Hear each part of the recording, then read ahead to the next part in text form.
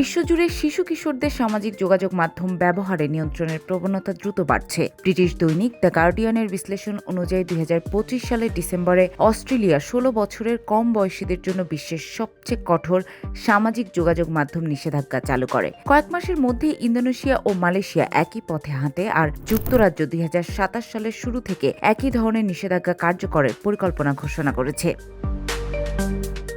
বিশেষজ্ঞদের মতে শিশু কিশোরদের মানসিক স্বাস্থ্য সমস্যা, আসক্তি, অনলাইন হয়রানি ও ক্ষতিকর কন্টেন্টের প্রবেশের ঝুঁকি বাড়ায় এমন উদ্যোগ নেওয়া হচ্ছে। বিভিন্ন দেশে বয়সসীমা ভিন্ন। অস্ট্রিয়ায় ১৪, ফ্রান্সে ১৫ এবং নরওয়ে ১৩ থেকে ১৬ বছরে উন্নীত করার বিষয়টি বিবেচনা করছে। এদিকে সামাজিক যোগাযোগ মাধ্যম কোম্পানিগুলোর বিরুদ্ধে আইনি চাপও বাড়ছে। সম্প্রতি বিশ্বের বিভিন্ন দেশে হাজার হাজার পরিবার, শিক্ষা প্রতিষ্ঠান ও সরকারি সংস্থা সামাজিক যোগাযোগ মাধ্যম কোম্পানিগুলোর বিরুদ্ধে মামলা করেছে। অভিযোগ, প্ল্যাটফর্মগুলোর নকশায় শিশুদের আসক্ত করার মতো এবং তারা পর্যাপ্ত সুরক্ষা দিতে ব্যর্থ।